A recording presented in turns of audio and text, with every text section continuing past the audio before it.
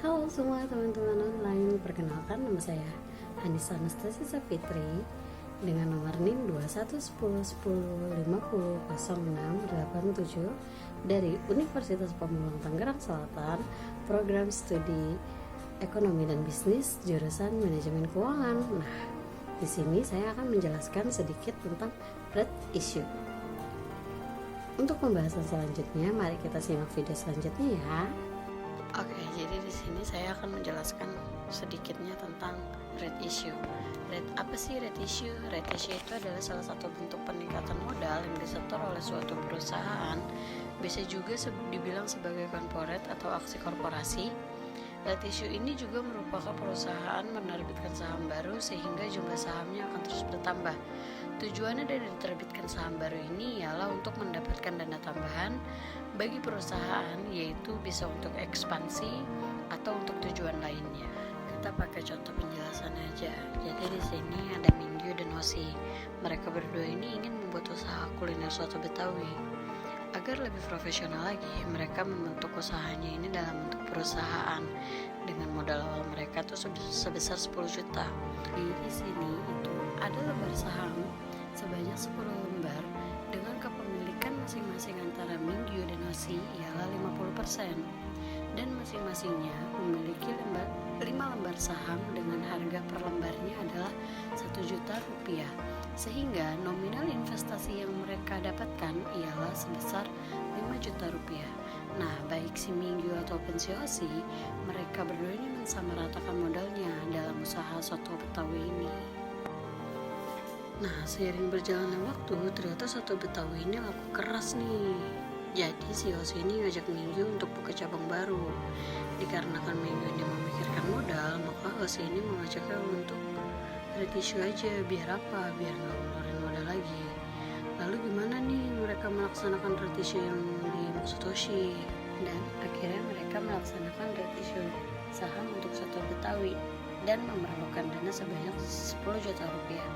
Maka mereka menyelenggarakanlah 10 lembar saham yang baru di harga 10 juta rupiah per lembarnya dengan rasio 1:1. Berarti ada satu saham lama mendapatkan satu saham baru. Karena masing-masing dari mereka berdua memiliki 5 lembar saham, maka mereka berdua ini memiliki HMETD. Apa sih HMETD? Yaitu hak memesan efek terlebih dahulu. Kok bisa begitu ya? Iya, dikarenakan baik Mingyu ataupun Hosi, mereka ini adalah pemilik lembar saham yang lama yang harus diprioritaskan. Jadi, pada saat terjadinya red issue, mereka berdua ini berhak mendapatkan hak itu. Nah, lalu di sini ada pihak ketiga dalam melaksanakan red issue, yaitu ada Dino.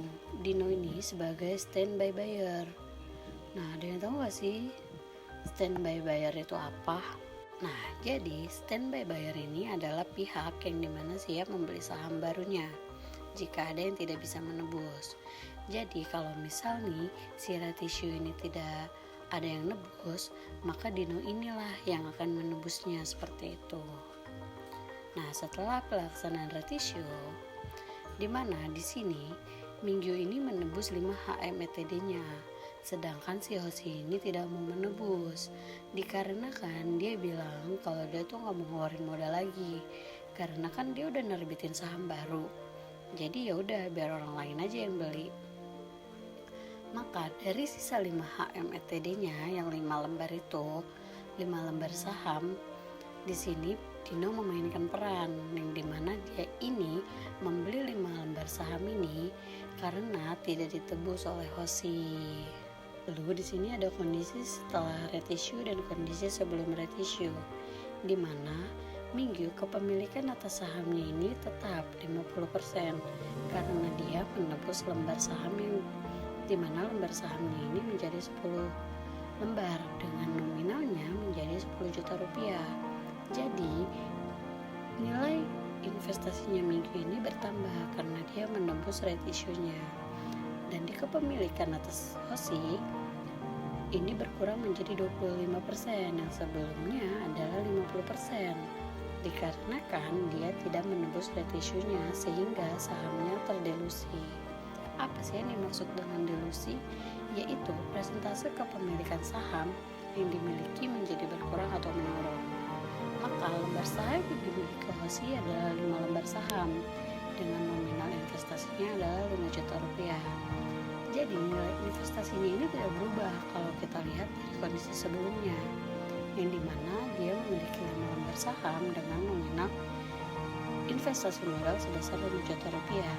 Jadi setelah right issue tetap sama, akan tetapi kepemilikan sahamnya masih ini terdilusi.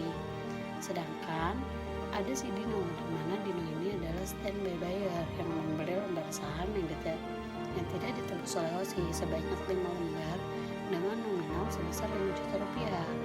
Maka bisa disebut juga kalau si Dino ini adalah investor baru di saham Soto Betawi dengan kepemilikan 25%.